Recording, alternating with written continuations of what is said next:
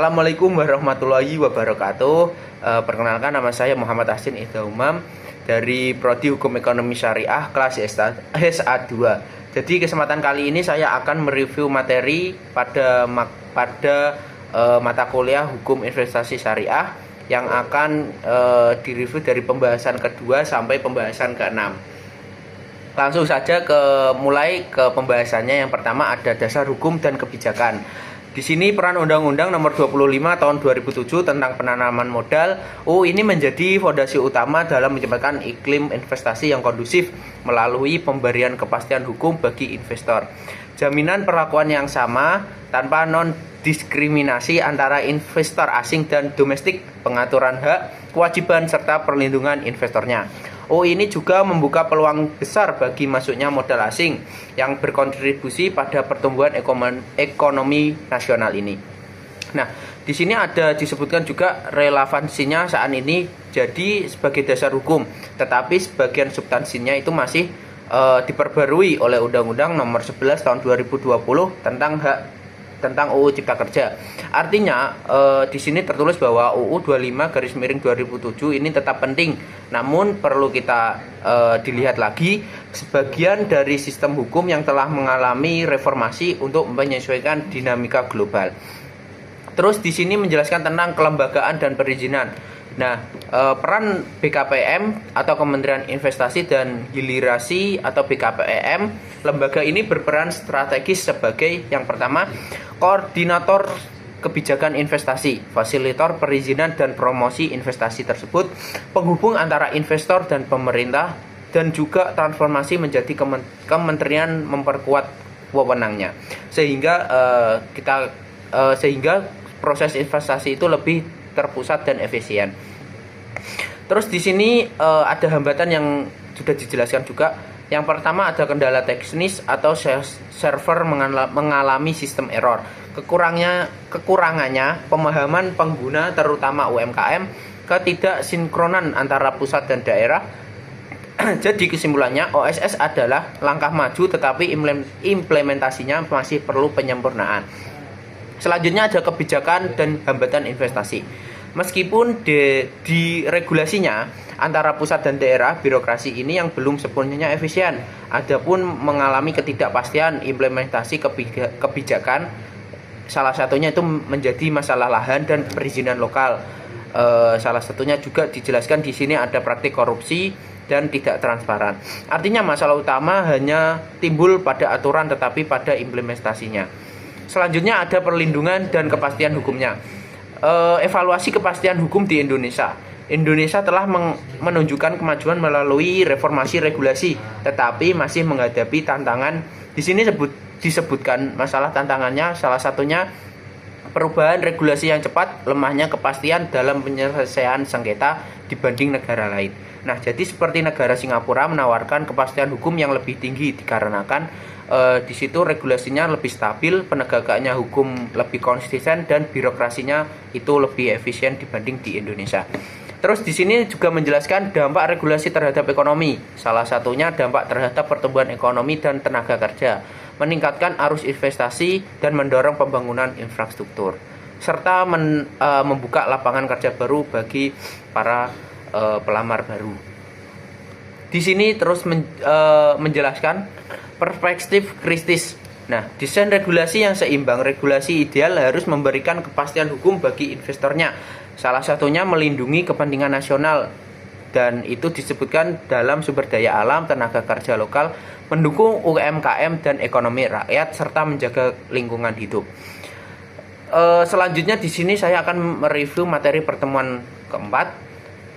Di sini membahas tentang analisis tentang good investasi governance. Bagaimana prinsip-prinsip good investasi governance ini seperti transparansi, akuntabilitas, partisipasi, dan kepastian hukum dapat memengaruhi keberhasilan suatu negara dalam menarik investasi asing, serta mencegah praktik korupsi dan penyalahgunaan kekuasaan. Analisis dengan mempertimbangkan tantangan ini, implementasinya di negara yang berkembang. Jadi pembahasan penerapan prinsip good investment governance ini ada transparansi, akuntabilitas, dan partisipasi tadi yang disebutkan tadi. bisa berhasil terhadap suatu negara dalam menarik investasi sekaligus menjaga integritas sistemnya. Salah satunya di sini menjelaskan satu-satu.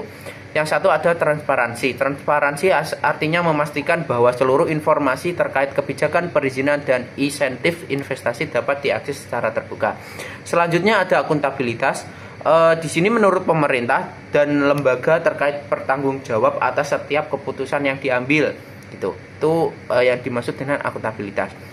Yang ketiga ada partisipasi, yaitu keterlibatan masyarakat, pelaku usaha, dan pemangku kepentingan dalam proses pengambilan kebijakan, membuat regulasi, dan inklusi dan realistisnya. Yang terakhir ada kepastian hukum. Di sini memberikan jaminan bahwa aturan tidak dapat berubah secara tiba-tiba dan ditegakkan secara konsisten. Ini merupakan faktor utama bagi investor dalam mengambil keputusan jangka panjang. Tanpa kepastian hukum, resiko investasi meningkat secara signifikan. Di sini disebutkan juga dampak terhadap investasi dan pencegahan korupsi.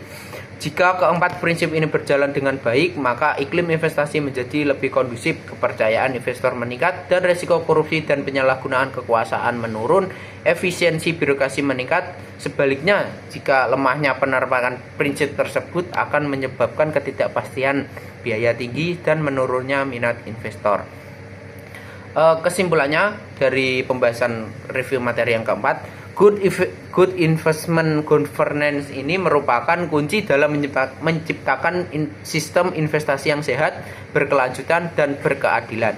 Keberhasilannya sangat berpengaruh pada komitmen pemerintah dalam penagapan prinsip-prinsip tersebut secara konsisten, bukan hanya dalam regulasi tetapi juga dalam praktik dunia nyata.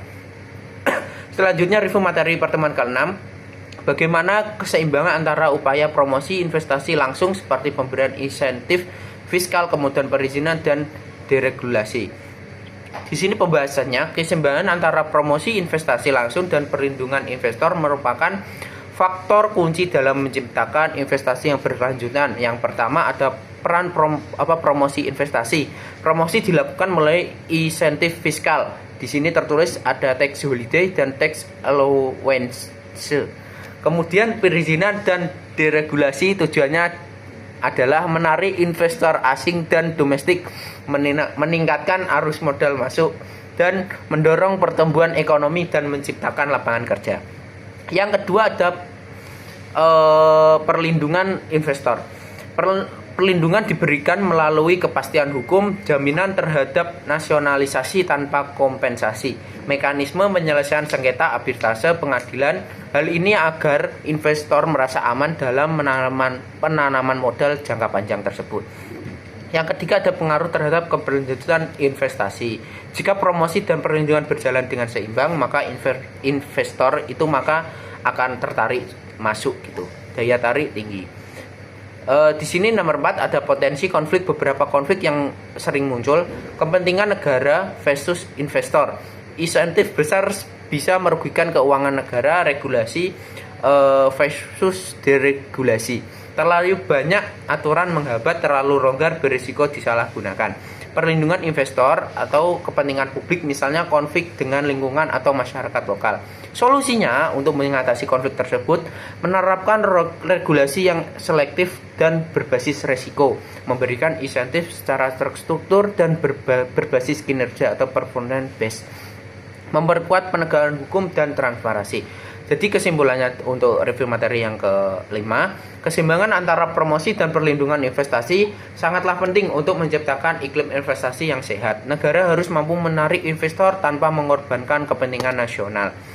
Selanjutnya yang terakhir, review materi pertemuan ke-6.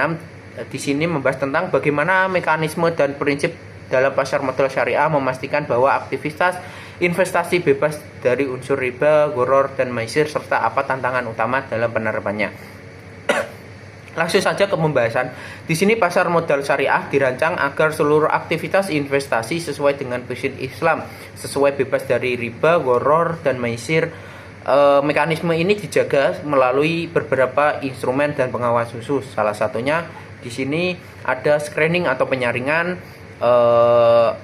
Jadi perusahaan yang masuk dalam daftar efek syariah harus memenuhi kriteria tidak bergerak di sektor haram, bisa disebutkan dalam alkohol, judi, riba, dan lain-lainnya. Selanjutnya ada akad atau kontrak. Yang jelas setiap transaksi menggunakan akad yang transparan seperti musyarakah dan mudharabah. Penghindari spekulasi berlebihan, praktik seperti slot selling atau insider trading yang mengandung unsur maisir tidak diperbolehkan. Yang kedua ada cara menghindari riba, gharar, dan maisir. Di sini riba dihindari dengan tidak menggunakan sistem bunga tetap, melainkan sistem bagi hasil. Gharar diminimalkan dengan transparansi informasi dan kejelasan objek transaksi. Dengan maisir dicegah dengan melarang transaksi spekulatif dan manipulatif. Yang ketiga ada tantangan dalam penerapannya, perkembangan produk keuangan modern yang semakin kompleks sehingga sulit memastikan seluruhnya itu berjalan dengan ketentuan syariah. Kurangnya literasi masyarakat tentang investasi syariah. Jadi kesimpulan dari review materi ke-6, pasar modal syariah telah memiliki mekanisme yang cukup kuat untuk menjaga prinsip Islam melalui screening akad yang jelas dan pengawasan ketat. Namun tantangannya terletak pada konsistensi implementasi dan adaptasi terhadap inovasi keuangan modern. Oleh karena itu diperlukan penguatan regulasi, edukasi, dan pengawasan agar pasar modal syariah ini tetap kredibel dan kompetitif. Sekian review materi pada mata kuliah Hukum Investasi Syariah.